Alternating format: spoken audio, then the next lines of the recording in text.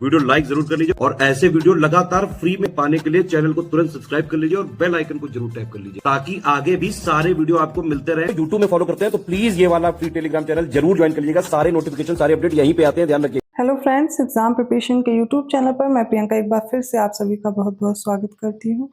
आज की क्लास का जो टॉपिक है उसमें हम लोग देखने वाले हैं गायों की नस्ल जो होती हैं या फिर भैंस की नस्ल पूछ ली जाती है आपसे। खासकर आरओ एग्जाम में आपसे ये चीज़ें पूछी जाती हैं। तो जो भी एनिमल्स की ब्रीड्स पूछी जा रही हैं, गोट हो गई, काऊ और बफेलो, ये मैंने ले लिया है। और रेशम कीट पालन से रिलेटेड, सेरिकल्चर से रिलेटेड भी कुछ चीज़ें ली हैं मैंने।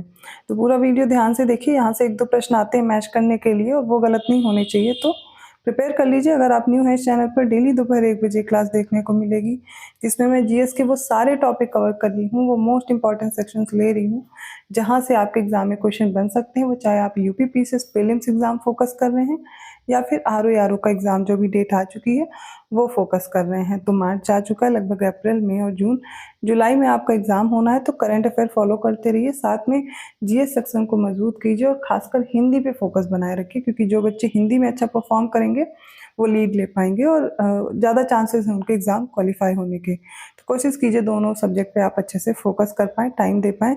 जो भी यूपी पीसीएस 2025 की तैयारी कर रहे हैं, आपके लिए प्री प्लस मेंस का कंप्लीट कोर्स लॉन्च हो चुका है, आप ज्वाइन कर सकते हैं। स्टडी फॉर सिविल सर्विसेज का कोर्स है। ज्वाइन करने के लिए आपको जो डिस्क्रिप्शन बॉक्स में नंबर दिए गए हैं उनको सर्च कीजिए, उनसे बात कीजिए, उन नंबर्स पे कांटेक्ट कीजिए, व्हाट्सएप मैसेज या कॉल के थ्रू आपको सारी डिटेल मिल जाएंगी आपके कोर्स से रिलेटेड। जो भी कोर्स आप परचेज करना चाहते हैं आरओ के लिए, UP PCS, other state PCS, सभी एग्जाम्स के लिए आपको कंप्लीट स्टडी मटेरियल मिलेगा जिसमें आपको डेली वीडियो रिकॉर्डेड क्लासेस के साथ साथ प्रैक्टिस भी कराई जा रही है। तो आप जब रोज प्रैक्टिस कर पाएंगे, डेली मॉक टेस्ट फॉलो कर रहे होंगे, तो लगभग जो आपके एग्जाम का पैटर्न है उस पर आपके हाथ सेट हो जाएंगे, आपका माइंड सेट हो जाएगा और एग्जाम में भी आपके क्वालिफाई करने की संभावना बढ़ जाती है। वो भी इसलिए बढ़ जाती है क्योंकि आप एग्जाम ओरिएंटेड कंटेंट फॉलो कर रहे होते हैं, ना कि आप कुछ भी पढ़ रहे हैं, कोई भी क्वेश्चन लगा रहे हैं। एग्जाम आप तभी क्वालिफाई कर पाएंगे जो एग्जाम में पूछा जाता है, आप वैसी चीज़ें पढ़ रहे होंगे, वो मटेरियल पढ़ रहे होंगे, ना कि आपसे हिस्ट्री पूछी जा रही। तो हिस्ट्री का मतलब ये नहीं कि आप पूरी हिस्ट्री कंप्लीट कर रहे हैं, आप वो सेक्शन उठाएंगे जो एग्जाम में पूछे जाते हैं। ठीक है, तो फोकस कीजिए उन्हीं चीज़ों पर, और वो पीवाईक्यू एनालिसिस पे बेस्ड है। अभी जो पिछले पेपर हुए हैं उन्हीं पे आधारित आपके प्रश्न होने हैं। तो और कोई जानकारी चाहिए आप कमेंट सेक्शन में पूछ सकते हैं। बिना देर के आज की क्लास स्टार्ट करते हैं। सबसे पहले मैं बात करूंगी जो काऊ की ब्रीड है, मतलब जो गायों की ब्रीड्स होती हैं। ठीक है, तो पहली डॉट दी गई है, फिर मिल्च दी गई है, मिक्स दी गई। एक आई थिंक बाहर ढोने वाली जो गाय होती हैं, दूसरी जो है दुधारू गाय होती है, मिल्च वाली। मिक्स दोनों तरह के लिए काम आती हैं।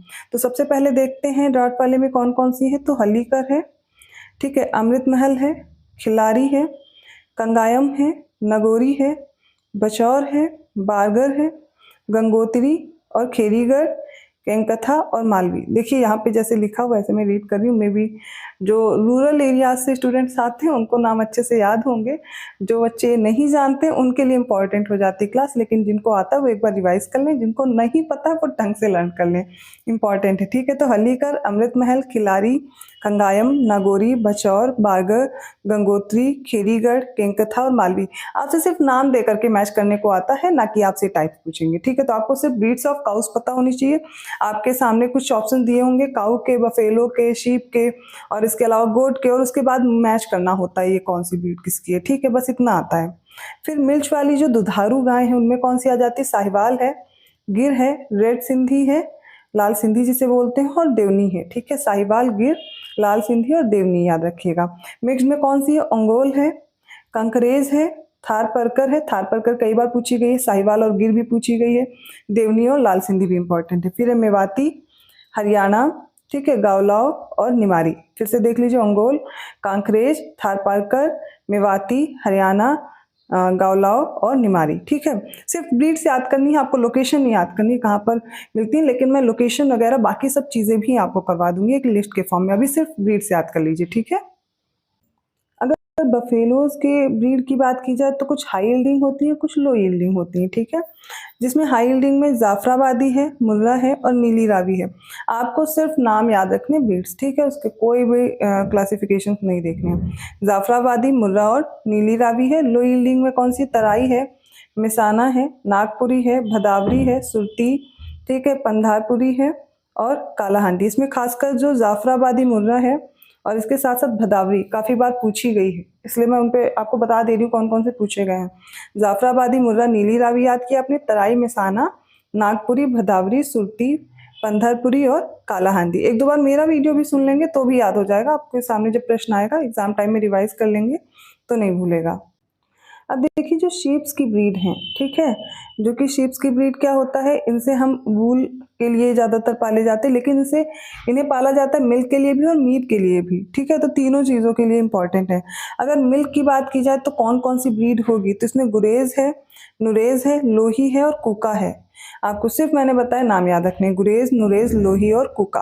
अगर मीट के लिए बात की जाए तो जलौनी है, नेल्लोर है, हसन, मांड्या और शाहवादी है, बाजरी है। फिर से देख लीजिए, जलौनी है, नेल्लोर है, हसन है, मांड्या है, शाहवादी है और बाजरी है। वूल के लिए देख लेते हैं कौन कौन सी, चोकला है, मारवाड़ी, जालौनी, बेल्लारी, दक्कनी, मालपुरा, नेक्स्ट बीकानेरी है, इंपॉर्टेंट है, मारवाड़ी, बकरवाल, मागरा, मालपुरा और भदरवाल। इसमें आपको ज़्यादातर ध्यान क्या रखनी, बीकानेरी की, बकरवाल की, जलौनी और भदरवाल, ठीक है, ये याद रखिएगा, काफ़ी बार पूछी गई हैं। गुरेज, नुरेज भी देख लीजिएगा, कोका वगैरह। तो ये इंपॉर्टेंट ब्रीड्स हो जाती हैं शीप की। शीप की आपने याद कर ली, तो किसकी किसकी देखी, काउस की मैंने दिखाई है आपको, फिर बफेलोज की, और उसके बाद हमने क्या देखा है, ये शीप की हो गई। अब इस अगली स्लाइड में हम लोग बात करने वाले हैं सिल्क के बारे में। तो इस स्लाइड का आप स्क्रीनशॉट ले सकते हैं, अगर कहीं भी आपको दिक्कत हो तो हमें 4 टाइप के सिल्क्स पता होने चाहिए, मलबरी, टसर, इरी सिल्क और मूंगा सिल्क। यहाँ से एक और प्रश्न बनता है जो कि ये पूछा जाता है किसके प्रोडक्शन में कौन सा स्टेट आगे है, ठीक है, ये सब चीज़ें भी पूछी जाती हैं।